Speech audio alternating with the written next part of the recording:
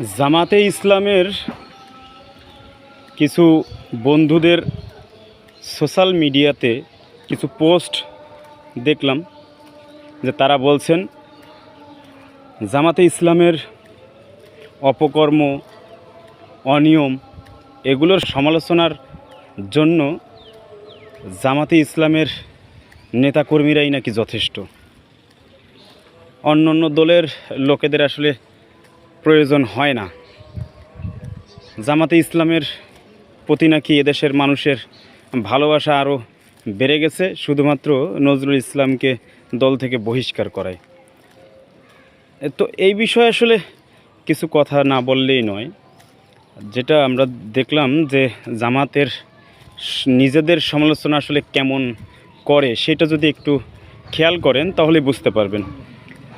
যে রাত্রে গাজী নজরুল ইসলাম সাতক্ষীরা 4 সময় মাত্র 3 মিনিট তার যে ছবি ভাইরাল হলো, সেই ছবির ব্যাপারে জামাতে ইসলামের বট বাহিনীর প্রথম নিজেদের যে সমালোচনা সেটি হলো এআই দ্বারা ছবি নির্মাণ করে জামাতে ইসলামের সেই এমপি গাজী নজরুল ইসলাম সাতক্ষীরা 4 তাকে মিথ্যে একটি অভিযোগ দিয়ে তার বিরুদ্ধে আর কি ষড়যন্ত্র করতেছে, এরকম আর কি তারা বললেন। রাত যেতে না যেতেই হঠাৎ করে একটি ভিডিও ভাইরাল হলো। আমিও বিষয়টি দেখলাম।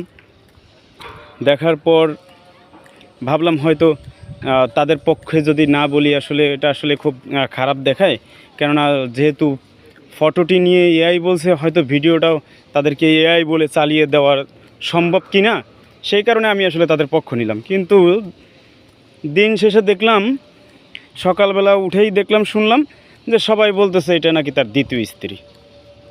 রাতের বেলায় তারা নিজেদের যে সমালোচনা করলেন এআই, সকালেই শুনি সেটা নাকি তার দ্বিতীয় স্ত্রী।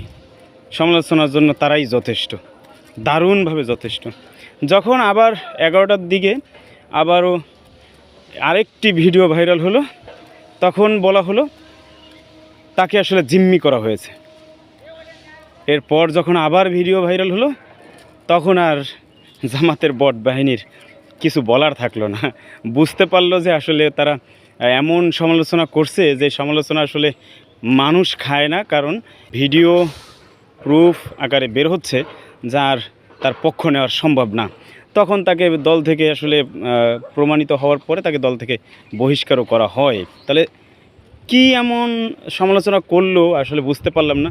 আর দেশের মানুষ এতই পাগল হয়ে গেছে যে জামাত ইসলামের তারা যে নিজেদেরকে ইসলাম কায়েম করার কথা বলে যে ভোট চেয়েছিল, যারা ইসলামের পক্ষে ভোট চেয়েছিল, যে ইসলামকে ব্যবহার করেছিল, তারা যদি এই অপকর্মগুলো অন্য অন্য দলের মতোও করে, আমি অন্য অন্য দলের ভিতরে বলবো না যে তারা করে না।